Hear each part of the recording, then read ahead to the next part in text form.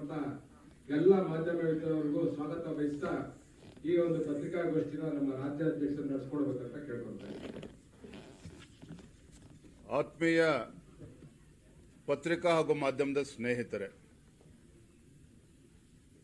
ಪಶ್ಚಿಮ ಬಂಗಾಳ, ಅಸ್ಸಾಂ, ಪುದುಚೇರಿ, ತಮಿಳುನಾಡು ಮತ್ತು ಕೇರಳ 5 ರಾಜ್ಯಗಳ ಚುನಾವಣೆಗಳ ಫಲಿತಾಂಶ ಬಹುತೇಕ ನಮ್ಮ ಮುಂದೆ ಇವತ್ತು ಈಗಾಗಲೇ ಬಂದು ನಿಂತಿದೆ. ಪಶ್ಚಿಮ ಬಂಗಾಳ ಏನು ಮಮತಾ ಬ್ಯಾನರ್ಜಿಯವರು ಅಲ್ಲಿನ ಮುಖ್ಯಮಂತ್ರಿಗಳು ಅಧಿಕಾರದ ದರ್ಪ ಮದ ಶಾಶ್ವತವಾಗಿ ಅಧಿಕಾರದಲ್ಲಿ ಇದ್ದೇ ಇರ್ತೇವೆ ಅಂತಕ್ಕಂಥ ಭ್ರಮೆ ಮಮತಾ ಬ್ಯಾನರ್ಜಿಗೇನಿತ್ತು. ಮತ್ತೊಮ್ಮೆ ಪಶ್ಚಿಮ ಬಂಗಾಳದಲ್ಲಿ ಟಿಎಂಸಿ ತಮ್ಮ ಪಕ್ಷವೇ ಅಧಿಕಾರಕ್ಕೆ ಬರ್ತದೆ ಅನ್ನುವ ಕನಸನ್ನೇನು ಕಾಣ್ತಾ ಇದ್ರು, ಆ ಕನಸು ನುಚ್ಚುನೂರಾಗಿರುವಂಥದ್ದು ತಾವೆಲ್ಲರೂ ಕೂಡ ನೋಡ್ತಾ ಇದ್ದೀರಿ. ಪಶ್ಚಿಮ ಬಂಗಾಳದ ಇತಿಹಾಸದಲ್ಲಿ ಮೊದಲ ಬಾರಿಗೆ ಭಾರತೀಯ ಜನತಾ ಪಾರ್ಟಿ ತನ್ನ ಸ್ವಂತ ಬಲದ ಮೇಲೆ ಅಧಿಕಾರಕ್ಕೆ ಬರ್ತಾ ಇರುವಂಥದ್ದು ದೇಶದಲ್ಲಿ ಪ್ರತಿಯೊಬ್ಬ ಭಾರತೀಯ ಜನತಾ ಪಾರ್ಟಿಯ ಕಾರ್ಯಕರ್ತರು ಅಷ್ಟೇ ಅಲ್ಲ, ಪ್ರತಿಯೊಬ್ಬ ಹಿಂದೂನೂ ಕೂಡ ಇವತ್ತು ಸಂಭ್ರಮವನ್ನ ಆಚರಣೆ ಮಾಡ್ತಾ ಇದ್ದಾರೆ. ಜನಸಂಘ ಭಾರತೀಯ ಜನತಾ ಪಾರ್ಟಿಯ ಸಂಸ್ಥಾಪಕರ ಒಬ್ಬರಾದಂಥ ಶ್ಯಾಮಾ ಪ್ರಸಾದ್ ಮುಖರ್ಜಿ ಅವರ ಕನಸು ಇವತ್ತು ನನಸಾಗಿರುವಂಥದ್ದು. ಲಕ್ಷಾಂತರ ಭಾರತೀಯ ಜನತಾ ಪಾರ್ಟಿಯ ಕಾರ್ಯಕರ್ತರ ಬಲಿದಾನವೂ ಕೂಡ ಪಶ್ಚಿಮ ಬಂಗಾಳದಲ್ಲಿ ಕಳೆದ ಹಲವು ವರ್ಷಗಳಿಂದ ಆಗಿರುವಂಥದ್ದು. ಇದೆಲ್ಲದಕ್ಕೂ ಕೂಡ ಪ್ರತ್ಯುತ್ತರವಾಗಿ ಒಂದು ಕಡೆ ಬಾಂಗ್ಲಾದೇಶದ ನುಸುಳುಕೋರರ ಹಾವಳಿ ಒಂದು ಕಡೆ ಆದರೆ, ಮತ್ತೊಂದು ಕಡೆ ಟಿಎಂಸಿ ಪಕ್ಷದ ಕಾರ್ಯಕರ್ತರ ಅಟ್ಟಹಾಸ, ಇದೆಲ್ಲದರಿಂದ ಆ ಪಶ್ಚಿಮ ಬಂಗಾಳದ ಜನ ಬೇಸತ್ತಿದ್ದನ್ನು ನಾವೆಲ್ಲರೂ ಕೂಡ ನೋಡಿದ್ವಿ. ಆದರೆ ಇವೆಲ್ಲವೂ ಕೂಡ ಇತಿಶ್ರೀ ಆಗಿರುವಂಥದ್ದು. ಪಶ್ಚಿಮ ಬಂಗಾಳದ ಭಾರತೀಯ ಜನತಾ ಪಾರ್ಟಿ ಅಭೂತಪೂರ್ವ ಗೆಲುವು ಪಶ್ಚಿಮ ಬಂಗಾಳದ ಪ್ರಜ್ಞಾವಂತ ಮತದಾರರು ಇವತ್ತು ದೇಶದ ಹೆಮ್ಮೆಯ ಪ್ರಧಾನಮಂತ್ರಿ ನರೇಂದ್ರ ಮೋದಿಜಿಯವರ ನಾಯಕತ್ವವನ್ನು ಮೆಚ್ಚಿಕೊಂಡಿದ್ದಾರೆ. ಹಿಂದುತ್ವದ ಪರವಾಗಿರ್ತಕ್ಕಂಥ ಒಂದು ಸರ್ಕಾರ ಅಲ್ಲಿ ಅಸ್ತಿತ್ವಕ್ಕೆ ಬರಬೇಕು ಅನ್ನುವ ಅಪೇಕ್ಷೆ ಏನಿತ್ತು, ಅಪೇಕ್ಷೆ ಇವತ್ತು ನನಸಾಗಿರ್ತಕ್ಕಂಥದ್ದು ಕೂಡ ನಾವು ನೋಡಿದ್ದೇವೆ. ಅದೇ ರೀತಿ ಅಸ್ಸಾಂ ಹೇಗಾದರೂ ಮಾಡಿ ಭಾರತೀಯ ಜನತಾ ಪಾರ್ಟಿ ಸರ್ಕಾರವನ್ನು ಕಿತ್ತು ಒಗಿಬೇಕು ಅನ್ನುವ ಷಡ್ಯಂತ್ರ ಕಾಂಗ್ರೆಸ್ ಪಕ್ಷ ಆದಿಯಾಗಿ ಅವರ ಮಿತ್ರ ಪಕ್ಷಗಳು ಅಲ್ಲೂ ಕೂಡ ಒಂದು ಷಡ್ಯಂತ್ರ ನಡೆಸಿರ್ತಕ್ಕಂಥದ್ದು ನಮಗೆ ಗೊತ್ತಿದೆ. ಆದರೆ ಅಸ್ಸಾಮಿನ ಮುಖ್ಯಮಂತ್ರಿಗಳೇನಿದ್ದಾರೆ, ಭಾರತೀಯ ಜನತಾ ಪಾರ್ಟಿ ಸರ್ಕಾರ, ಅಲ್ಲಿನ ಮುಖ್ಯಮಂತ್ರಿಗಳು ಅವರ ಒಂದು ದಿಟ್ಟ ನಾಯಕತ್ವ ಮತ್ತು ಪ್ರಧಾನಮಂತ್ರಿ ನರೇಂದ್ರ ಮೋದಿಜಿಯವರ ನಾಯಕತ್ವವನ್ನು ಒಪ್ಪಿ ಅಲ್ಲೂ ಕೂಡ ಜನ ಮತ್ತೊಮ್ಮೆ ಭಾರತೀಯ ಜನತಾ ಪಾರ್ಟಿ ಆಶೀರ್ವಾದ ಮಾಡಿ 100ರ ಗಡಿ ಅಸ್ಸಾಂ ರಾಜ್ಯದಲ್ಲಿ ದಾಟಿರ್ತಕ್ಕಂಥದ್ದು ನಮ್ಮೆಲ್ಲರೂ ಕೂಡ ತುಂಬ ಸಂತೋಷವನ್ನು ತಂದಿರುವಂಥ ವಿಚಾರ. ಅದೇ ರೀತಿ ಪುದುಚೇರಿ ಮತ್ತೊಮ್ಮೆ ಅಲ್ಲಿ ಬಿಜೆಪಿ ಸರ್ಕಾರ ಮತ್ತೊಮ್ಮೆ ಅಸ್ತಿತ್ವಕ್ಕೆ ಬರ್ತಾ ಇರ್ತಕ್ಕಂಥದ್ದು ಕೂಡ ನಾವೆಲ್ಲರೂ ಕೂಡ ಸಂತೋಷ ಪಡುವಂಥ ಸಂಗತಿ. ಮತ್ತೊಂದು ಕಡೆ ತಮಿಳುನಾಡು ಡಿಎಂಕೆ ಯಾವ ರೀತಿ ಕಳೆದ ಅವರ ಆಡಳಿತ ಅವಧಿಯಲ್ಲಿ ಹಿಂದೂಗಳಿಗೆ ಅಪಮಾನ ಮಾಡುವಂಥ ಕೆಲಸ ಯಾವ ರೀತಿ ಪಶ್ಚಿಮ ಬಂಗಾಳದಲ್ಲಿ ಆಗ್ತಾ ಇತ್ತು, ಪಶ್ಚಿಮ ಬಂಗಾಳದ ಟಿಎಂಸಿಯನ್ನು ಕೂಡ ಮಮತಾ ಬ್ಯಾನರ್ಜಿಯನ್ನು ಕೂಡ ಮೀರಿಸುವಂತೆ ತಮಿಳುನಾಡಲ್ಲಿ ಏನು ಅಟ್ಟಹಾಸದಿಂದ ಅಧಿಕಾರದ ಅಮಲಿನಿಂದ ಮೆರಿತಾ ಇದ್ರು. ತಮಿಳುನಾಡಲ್ಲಿ ಅಲ್ಲಿನ ಮುಖ್ಯಮಂತ್ರಿಗಳು ಸ್ಟಾಲಿನ್ ಅವರು ಅಲ್ಲಿಯ ಮತದಾರರು ತಕ್ಕ ಪಾಠವನ್ನು ಕಲಿಸಿದ್ದಾರೆ.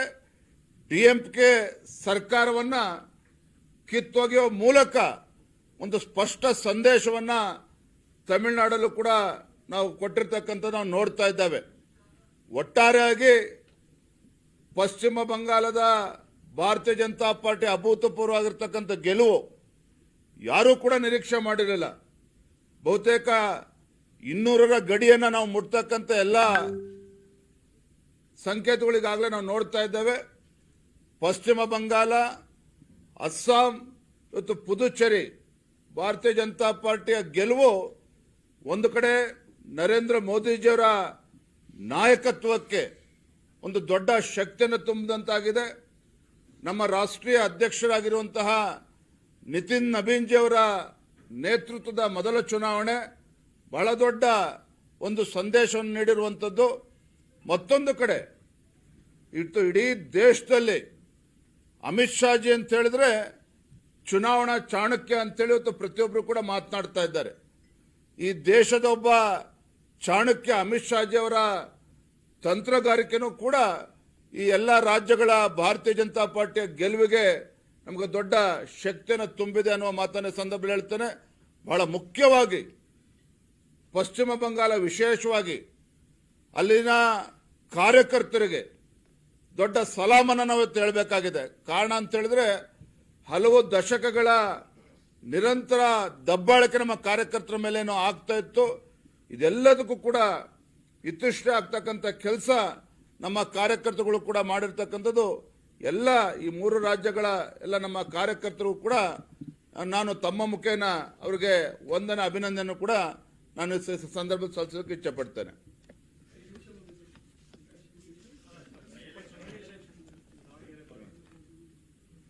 ದಾವಣಗೆರೆ ದಕ್ಷಿಣ ಹಾಗೂ ಬಾಗಲಕೋಟೆ ಉಪಚುನಾವಣೆಗಳು. ದಾವಣಗೆರೆ ದಕ್ಷಿಣ ವಿಧಾನಸಭಾ ಕ್ಷೇತ್ರ ಇನ್ನೂ ಕೂಡ ಮತ ಎಣಿಕೆ ಆಗ್ತಾ ಇದೆ. ಬಹುಶಃ ಯಾರು ಗೆದ್ರೂ ಕೂಡ 1-2 ಸಾವಿರ ಓಟಲ್ಲಿ ತೀರ್ಮಾನ ಆಗ್ತಕ್ಕಂಥದ್ದು. ಇನ್ನು 3 ಸುತ್ತಿನ ಮತ ಎಣಿಕೆ ಇನ್ನೂ ಕೂಡ ನಡೀತಾ ಇದೆ.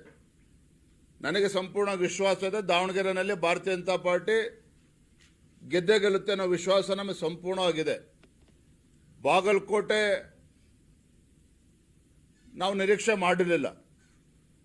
ಹಿಂದೆ ಕಾಂಗ್ರೆಸ್ ಗೆದ್ದಿದ್ರೂ ಸಹ ಈ ಬಾರಿ ಆ ಕ್ಷೇತ್ರದಲ್ಲಿ ಮತದಾರರು ನಮ್ಮನ್ನ ಕೈ ಹಿಡಿತಾರೆ ಅನ್ನುವ ವಿಶ್ವಾಸ ನಮಗೆ ಸಂಪೂರ್ಣವಾಗಿತ್ತು. ಯಾಕೆಂತ ಹೇಳಿದ್ರೆ ದಾವಣಗೆರೆ ದಕ್ಷಿಣ ಮತ್ತು ಬಾಗಲಕೋಟೆನಲ್ಲಿ ನಮ್ಮ ಕಾರ್ಯಕರ್ತರು ಸಾಕಷ್ಟು ಶ್ರಮವನ್ನು ಹಾಕಿದ್ದಾರೆ. ನಮ್ಮ ಸಂಘಟನಾ ಚಟುವಟಿಕೆಗಳಿಗೆ ಏನೇನಾಗಬೇಕು ಎಲ್ಲವೂ ಕೂಡ 100ಕ್ಕೆ 100ರಷ್ಟು ನಾವು ಶ್ರಮವನ್ನು ಹಾಕಿರ್ತಕ್ಕಂಥದ್ದು. ಇದ್ರ ಮಿಗಿಲಾಗಿನೂ ಕೂಡ ಏನು ಮಾನ್ಯ ಮುಖ್ಯಮಂತ್ರಿಗಳು ಸ್ವತಃ ಮುಖ್ಯಮಂತ್ರಿಗಳು ಬಾಗಲಕೋಟೆನಲ್ಲಿ ಬಂದು 15 ದಿನಗಳ ಕಾಲ ಬೀಡು ಬಿಟ್ಟಿರ್ತಕ್ಕಂಥದ್ದು. ಸಚಿವ ಸಂಪುಟದ ಸದಸ್ಯರುಗಳು ಹೊತ್ತಲ್ಲಿ ಬೀಡು ಬಿಟ್ಟಿದ್ದು ಎಲ್ಲ ಕೂಡ ತಾವು ನೋಡಿದ್ದೀರಿ. ಆದರೆ ಇದ್ರ ಆಗಿನೂ ಕೂಡ ನಾವು ಗೆದ್ದೇ ಗೆಲ್ತೇವೆ ಅನ್ನೋ ಸಂಪೂರ್ಣ ವಿಶ್ವಾಸ ನಮಗಿತ್ತು. ಆದರೆ ಬಾಗಲಕೋಟೆ ನಮಗೆ ಹಿನ್ನಡೆ ಆಗಿದೆ ಅನ್ನೋದನ್ನು ನಾವು ಒಪ್ಕೊಳ್ತೇನೆ. ಆದರೆ ಕಾರ್ಯಕರ್ತರು ಮಾತ್ರ ಸಾಕಷ್ಟು ಶ್ರಮವನ್ನು ಹಾಕಿದ್ದಾರೆ.